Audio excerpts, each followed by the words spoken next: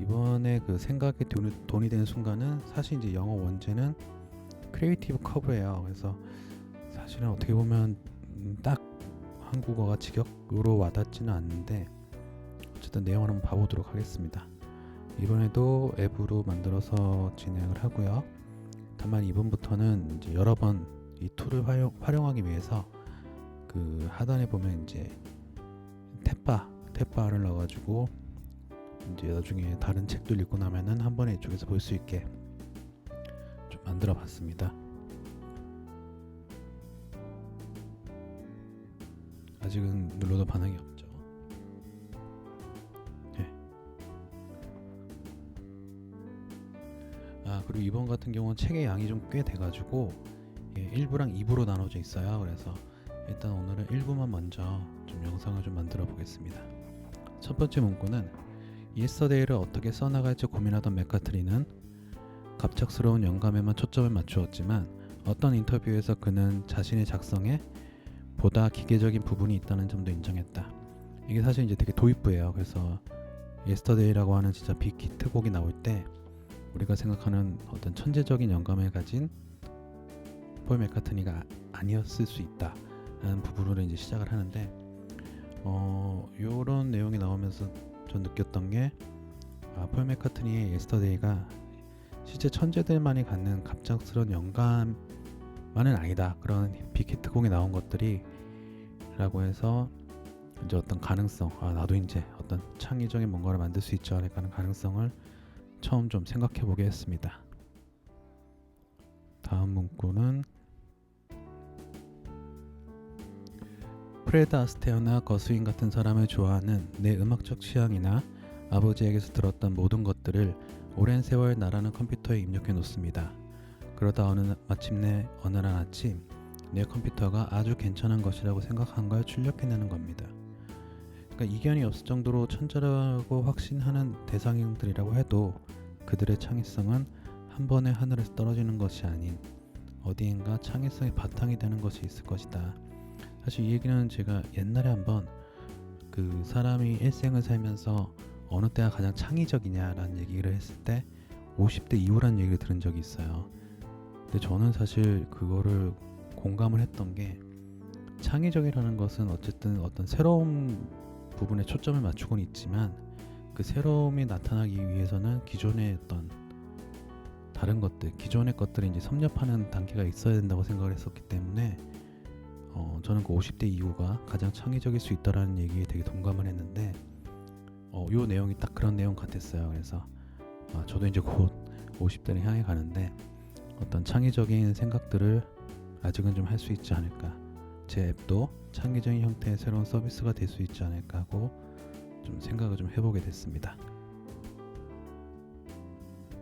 다음 문구는 창의성에 관한 학문적 정의는 색다른 그러면서도 가치가 있는 어떤 것을 만드는 능력이다. 뭔가 이색적이고 독창적인 것을 만들어내는 일이 창의성의 전부라고 생각한다면 오산이다. 창의적인 것은 가치가 있어야 하고 많든 적든 사람들이 그 창의적 성분에서 중요성이나 유용성을 찾아내야 한다. 저는 이 부분 되게 와닿았어요. 어떻게 보면 창의적이라고 하는 단어에 되게 현실적인 정의, 지금 관점에서 보면 현실적인 정의가 됐고, 우리가 평소에 창의적이라고 생각하는 것은 뭔가 새롭고 특이한 것이지만 실제로는 다수에게 공감을 얻어야지 이제 창의적인 어떤 결과물이 될 수 있다는 거. 단순히 널드라고 하는 표현도 있죠. 뭔가 이렇게 혼자 파고 막 이렇게 하는 사람들이 성과물이 아니라, 기이한 어떤 것이 아니라 창의적이라고 해서 우리에게 알려지고 하려면은 다수의 인정이 있어야 된다. 그러니까 전에는 생각을 못했던 부분이에요.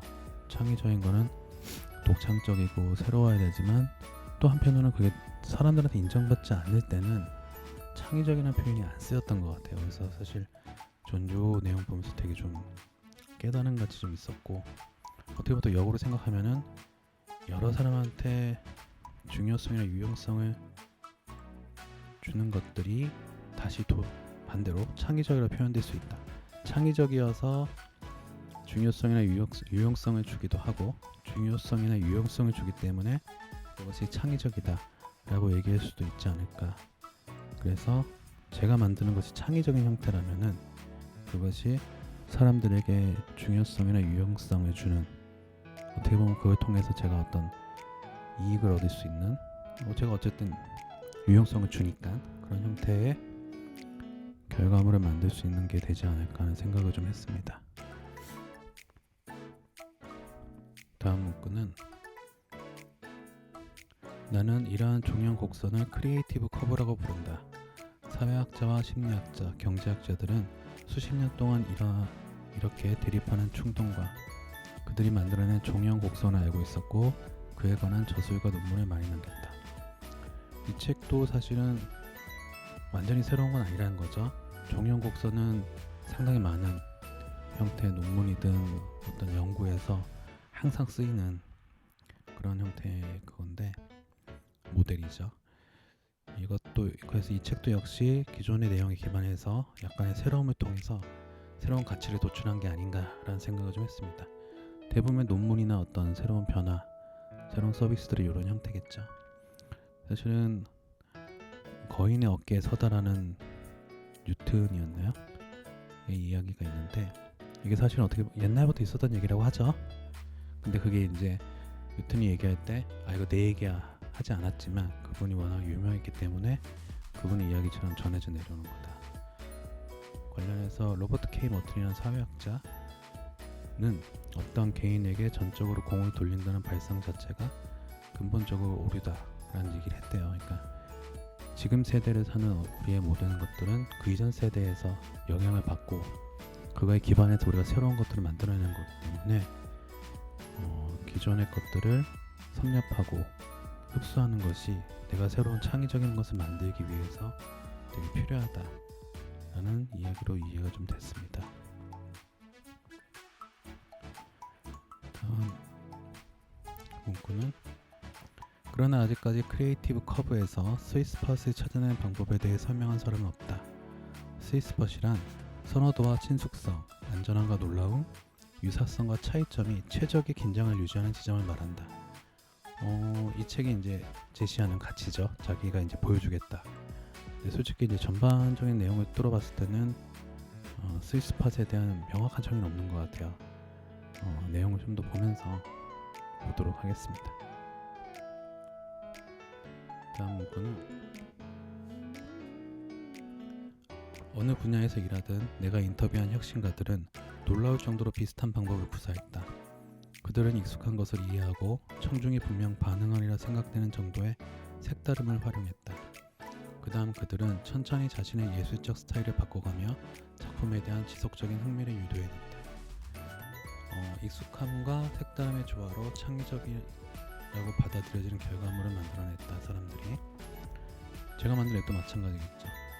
그렇다면은 이런 식으로 색다름을 가지고 만들어냈다고 하면 저도 이제 똑같은 방법으로 앱을 만들어야 될 텐데, 제가 만든 앱, 어떤 선택을 도와주는 앱은 사실 어떻게 보면은 일반인들, 연구 쪽에서 많이 썼다고 하지만 일반인들의 의사결정에서는 사실은 익숙한 형태는 아니거든요. 그래서 이 앱이 좀 더 사람들한테 익숙할 수 있는 그런 형태를 좀 더 갖춰야 되지 않을까라는 생각을 좀 했습니다. 영감을 이루는 두 가지 요소가 더 있다. 첫째, 창의적인 아이디어가 번뜩이려면 전통적인 의미의 천재가 되어야 한다. 즉 IQ가 높아야 한다. 둘째, 약간 신경 과민이거나 조증이 있으면 더욱 좋다. 다시 말해 창의적 명민함은 타고나는 것이어서 날 때부터 있는 사람과 없는 사람이 있다.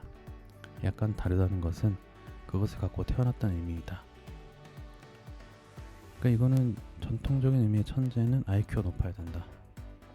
저는 사실 그렇게 생각하거든요. IQ라는 거는 지식을 이제 받아들이고 암기하고 활용하는 형태인데, 그런 거는 인터넷이나 구글이 없을 때 중요했던 가치겠죠. 백과사전, 척척박사, 백과사전 같이 지식을 암기할 때 중요한 요소였다면 최근은 아니지 않은가. 그러니까 근데 두 번째 거는 되게 좀 와닿았어요.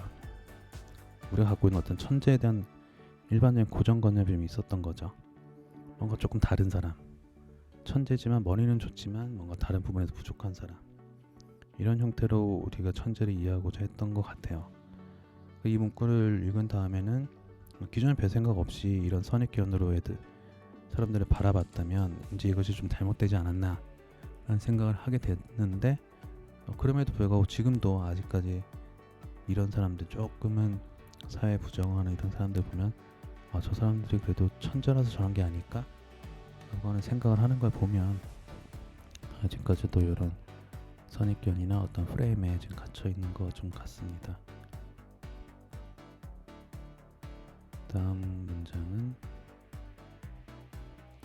고대 그리스인들은 예술가를 신의 작품을 베끼는 사람으로 보았고, 중세 지도자들은 예술가를 단순히 기술자들로 여겼지만 르네상스 문화의 예술가들은 자신을 단순히 신을 따라하는 사람이 아닌 신 같은 존재로 여겼다. 그 예술가, 그러니까 어떤 창조적인 행위를 하는 사람들을 받아들이는 사회 인식이 변화했다는 거죠. 근데 결국 르네상스 시대 그 이후에 봐서는 창의적이라는 거, 그런 행동 자체가 신이 할 수 있는 거, 그것을 대신하는 거, 그러니까 되게 창조적인 행위 자체가 되게 높은 평가를, 중요한 일이고 높은 소수의 천재들만 할 수 있는 그런 행위라고 이제 좀 인식이 좀 되어가는 것 같아요. 사실 최근에 저희도 이런 생각을 하고 있었죠. 이제 어떻게 얘기하는지 뒤에 좀 나오고요. 다음 문구는 성공한 집단은 자신감과 인내심이 강했고 어린 시절 부모로부터 격려를 많이 받았다. 그러니까 실제로 창의적인 사람이 IQ가 높은 것도 아니고 IQ가 높다고 해서 성공한 것도 아니고, 우리가 지금까지 가져왔던 고정관념들, 성공의 요소, 창의적인 요소라는 것들이 조금 다를 수 있다는 거, 그런 걸 하나씩 좀 보여주고 있습니다.